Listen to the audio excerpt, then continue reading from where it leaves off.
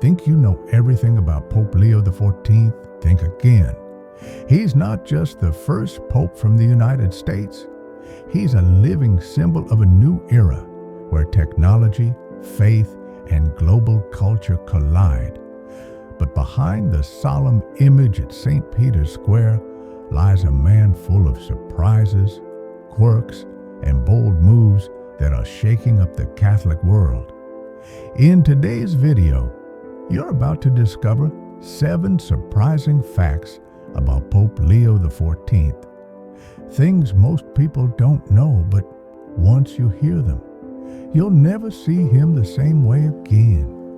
From playing Wordle in his spare time to making bold statements about artificial intelligence, from his unique American Peruvian roots to unforgettable moments from his past, everything will be revealed. This isn't just a story about a pope, it's about a man who may be redefining the future of the church. Let's dive in. The first pope from the United States and Peru? When white smoke rose above the Sistine Chapel announcing the election of Pope Leo XIV, many Catholics around the world were stunned, not by the name, but by the passport. Robert Francis Prevost, now Leo XIV, was born in Chicago, USA, making him the first ever pope from the United States. But what many don't realize is that he also holds Peruvian citizenship, having spent decades serving as a missionary and later a bishop in Peru. In fact, before Rome, it was Chiclayo, a city tucked along Peru's northern coast, that shaped his pastoral heart. Fluent in Spanish, deeply immersed in Latin American spirituality, and a man of the people, Leo XIV was more Peruvian than most outsiders could imagine. He once said, "The poorest people of Peru taught me more about Christ than any theology book ever could." His dual heritage earned him a nickname in the Vatican, the Latin Yankee. It perfectly captures his cross-cultural identity, a rare bridge between the global North and the global South. Why does this matter? Because Leo XIV isn't just symbolic, he's strategic. In an era where the heart of Catholicism is shifting toward Latin America and Africa, having a pope who understands both hemispheres deeply and personally signals a deliberate move toward unity, empathy, and global engagement. So yes, Pope Leo XIV is American, but he's also Peruvian, and in many ways, he belongs to all of us. The Pope who plays Wordle. Imagine this. It's a quiet evening in the Apostolic Palace. The leader of 1.3 billion Catholics has just finished meetings with cardinals, diplomats, and theologians. He takes off his mitre, pours a simple cup of tea, and then opens his iPad, not to read encyclicals or review doctrine, but to solve the day's Wordle puzzle. Yes, you heard that right. Pope Leo XIV is a Wordle fan. In interviews with close friends and clergy, it's been revealed that Leo XIV has a surprising love for word games. Wordle, Words with Friends, Scrabble, you name it. It's not just about fun, it's about keeping his mind sharp, language nimble, and spirit light. One aide even joked, if you ever see him smiling quietly to himself, he probably just guessed a 5-letter word on the first try. But there's a deeper meaning.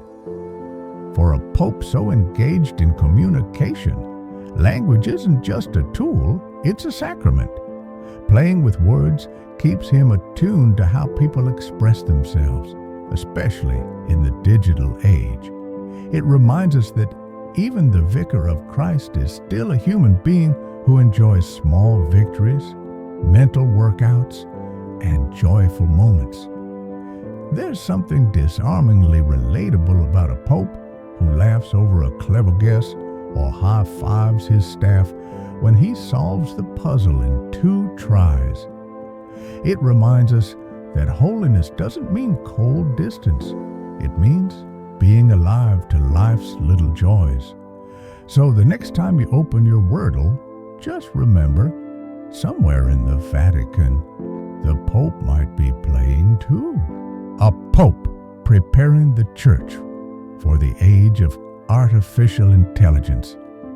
In a world increasingly driven by algorithms, automation, and AI, few religious leaders have dared to enter the conversation. But Pope Leo XIV stepped in boldly and early. In one of his first public addresses as Pope, Leo XIV shocked many by stating, "The Church must not fear artificial intelligence. It must guide it toward human dignity, toward truth, toward justice." That single statement sent waves across theological, ethical, and tech communities worldwide. Leo XIV believes we are living through a second industrial revolution, this time powered by machines that think. And like Pope Leo XIII, who spoke out during the rise of factories and mass labor, Leo XIV feels it is the Church's duty to address how AI will impact work, ethics, identity, and even spirituality. He has called for moral transparency in algorithms, protections for workers displaced by AI, and a reevaluation of how human creativity and divine image intersect in a digital age. He once asked, if an AI can imitate a prayer, does it understand grace?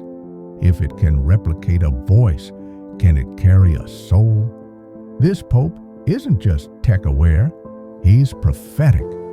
He's even assembled a Vatican Commission on Ethics and Artificial Intelligence, bringing together theologians, ethicists, scientists, and tech CEOs from around the globe. His goal? To ensure that as the world rushes forward, it doesn't leave behind what makes us truly human. In short, Pope Leo XIV isn't resisting the future, he's helping shape it. A papal name with a bold message. Why Leo XIV? When Cardinal Robert Prevost emerged on the balcony as the new pontiff, the world held its breath. And then came the surprise. I shall be called Leo XIV.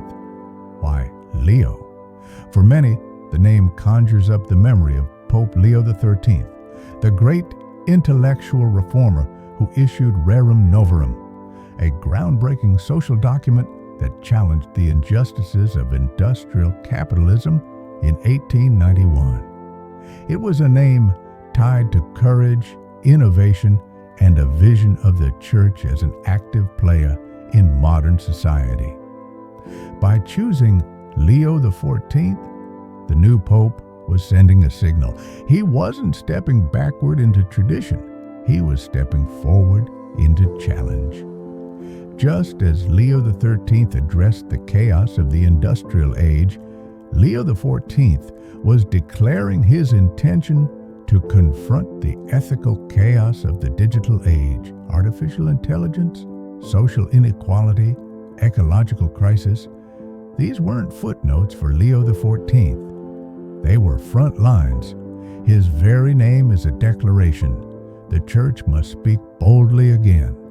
He once explained in an interview, Leo XIII helped the world hear the gospel during factory smoke and political unrest. Today, we must proclaim the gospel through screens, satellites, and silicon. The name Leo is Latin for lion, and in many ways, this Pope lives up to it. Fierce in defense of human dignity, fearless in dialogue with technology and culture, and unshaken in the face of criticism. In choosing this name, Leo XIV reminded us all, a name is not just a label, it's a mission. Fluent in 6 languages, including the language of the poor. When Pope Leo XIV speaks, he doesn't just use words, he uses connection. He's fluent in English, Spanish, Italian, French, Portuguese, and can read Latin. But perhaps most impressively, he has also studied Quechua, an indigenous language spoken in the Andes of Peru. During his years as a missionary, he learned it to connect with villagers who had never been fully reached by the church in their own tongue. Why does this matter? Because Leo XIV isn't just multilingual in the diplomatic sense. He believes language is sacred, a bridge to the soul of a people. In his own words, when you speak someone's heart language, they stop seeing you as an outsider. They start hearing God in their own story. In an age where leaders often speak down to the masses, Leo XIV prefers to speak with them on their level, in their voice. Whether he is delivering a sermon in Spanish, blessing crowds in Italian, or chatting with children in a remote village in Peru, he speaks like a man who listens first. His linguistic skills also allow him to communicate directly with a global church without interpreters, filters, or diplomatic distance, and that has made him one of the most emotionally accessible popes in modern memory. He's not just speaking the language of the Vatican, he's speaking the language of humanity, from baseball bleachers to the papal throne.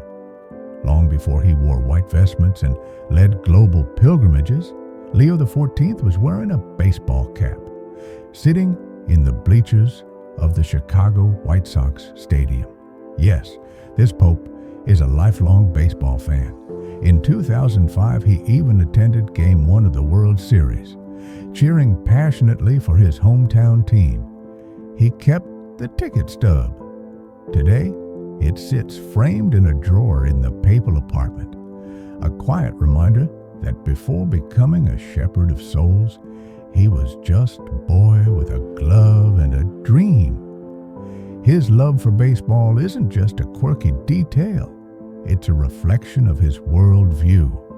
Baseball taught him about rhythm, patience, teamwork, and perseverance, qualities he later brought to his priesthood and now to the papacy. In a 2023 speech to young athletes, he shared, "Baseball is like faith.